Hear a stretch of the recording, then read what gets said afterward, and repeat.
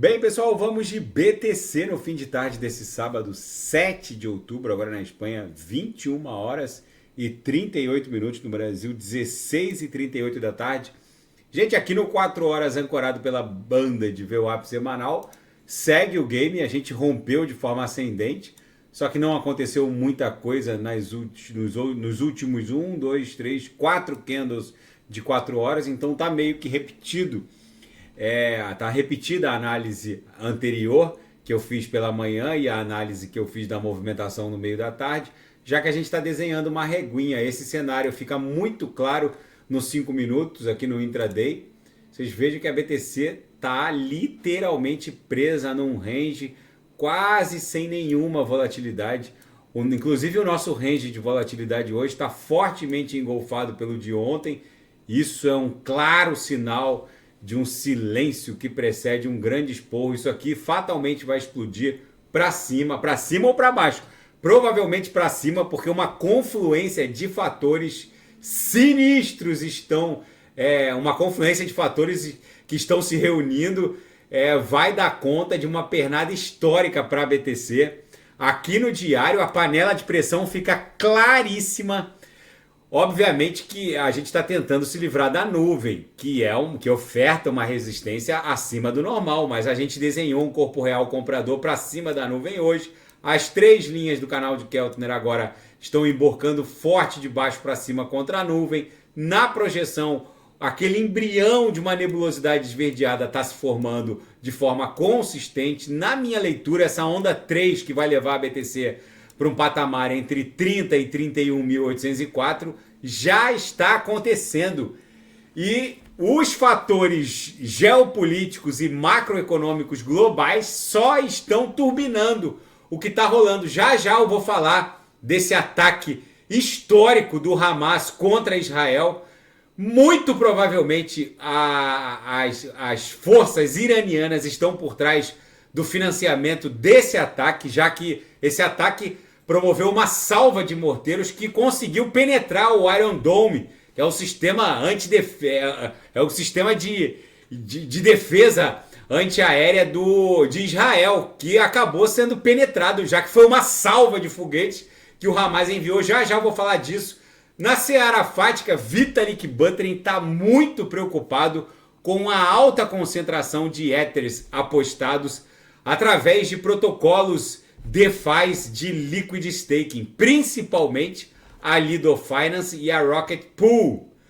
Para quem não sabe, quem não tem as 32 ETHs para colocar em stake, se vale de um protocolo descentralizado como a Lido Finance, que promove o stake de forma descentralizada. O Earning Stake também é descentralizado.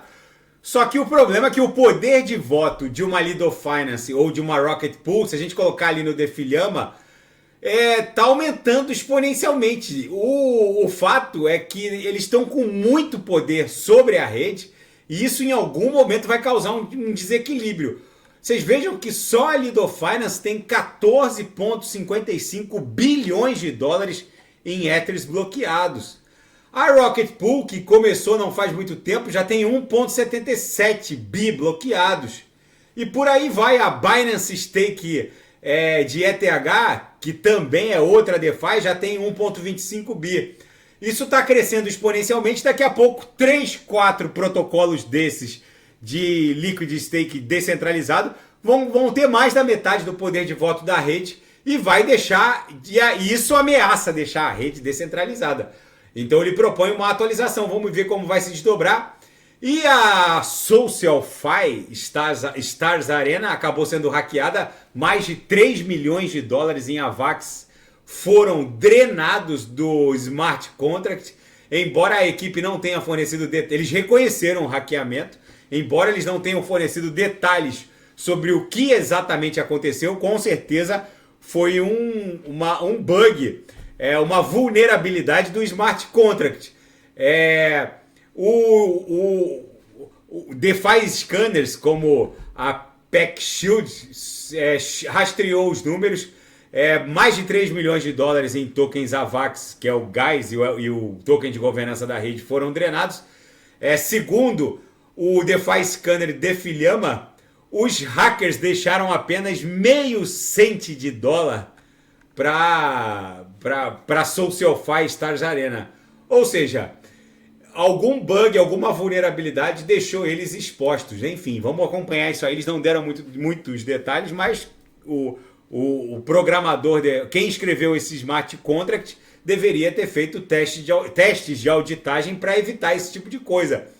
E o market cap das stablecoins cai para a mínima de 2 anos. Mais um sinal muito interessante de que vem um mercado altista por aí. E na seara geopolítica e finanças internacionais, Israel declara guerra ao Hamas após os ataques oriundos da faixa de Gaza. O que está acontecendo é que mais de 5.000 foguetes foram lançados numa salva de morteiros sem precedentes.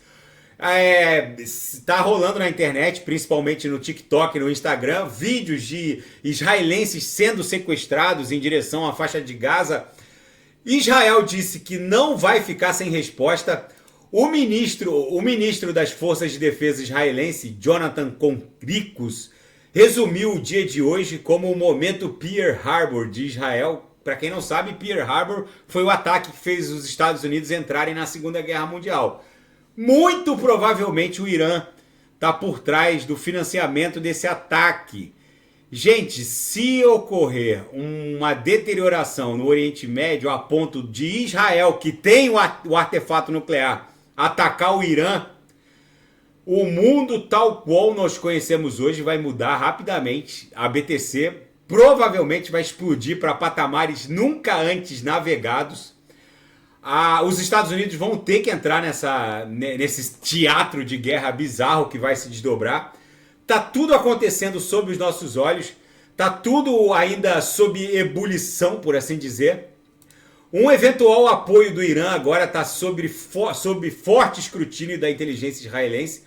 O fato é que o ataque que partiu de Gaza ocorreu apenas 4 dias após o Ali Khamenei usar as plataformas e redes sociais para dizer que o regime usurpador chegará ao fim. A juventude palestina e o movimento anti-opressão e anti-ocupação da Palestina, o movimento da juventude palestina e anti-opressão e anti-ocupação da Palestina estão mais enérgicos do que nunca. Se Deus quiser, o movimento alcançará seus objetivos. Aí 4 dias depois desse comentário publicado em várias redes sociais, acontece esse ataque com uma salva de foguetes, de morteiros em direção a Israel. O Iron Dome, que é o sistema de defesa israelense, não conseguiu interceptar todos. Foram mais de 5.000 foguetes. Mais de 98% deles foram interceptados, mas uma salva de morteiros é uma salva de morteiros. Enfim, é muito provável que uma resposta israelense em desfavor do Irã esteja num countdown ali, numa contagem regressiva. Isso coloca todo o mapa geopolítico do mundo sob forte revisão. A BTC facilmente explodiria para o patamar ali de 40 mil dólares, formaria uma sequência aqui de ondas impulsivas rapidamente para estressar a aresta superior dessa canaleta virtual de alta aqui no Renko, que é um gráfico atemporal e que está demonstrando uma inércia muito interessante. Facilmente a BTC buscaria esse patamar de 40 mil dólares se houvesse um agravamento nesse cenário que já está bizarro. O fato é que o Putin está drenando literalmente o arsenal europeu. Os americanos praticamente torraram todas as reservas de petróleo internas. O preço do barril de petróleo deve amanhecer na segunda-feira explodindo para próximo ou acima de 100 dólares. Tá tudo acontecendo sob ebulição. Vamos ver como isso vai se desdobrar. A BTC nesse cenário, no mínimo, Mad Max, bizarro, provavelmente vai explodir, vai fazer explodir essa panela de pressão em direção a 30, talvez 31.804. Se esse cenário no Oriente Médio se agravar muito, aí, gente, eu acho que não segura nem 30 mil. Facilmente a BTC buscaria os 40, porque aí a maquininha de impressão de dinheiro e todo esse viés hawkish do Fed vai tudo por água abaixo. Simplesmente é um reset financeiro, geopolítico, existencial, global. Tá bom, pessoal? Se nada fugir do script, eu volto amanhã para analisar a própria BTC. Esse final de semana começou quente, fervendo. Vamos ver o que o Benjamin Netanyahu, carinhosamente conhecido pelo povo judeu como Bibi, vai promover em termos de contra-resposta. E isso vai definir não só o preço da BTC, mas como o destino geopolítico do planeta. Tá bom, pessoal? Se nada fugir do script, eu volto amanhã para analisar a própria BTC. Fiquem com Deus. E quem quiser sugerir alguma análise, é só colocar nas mensagens abaixo. Até amanhã, grande abraço, fiquem com Deus.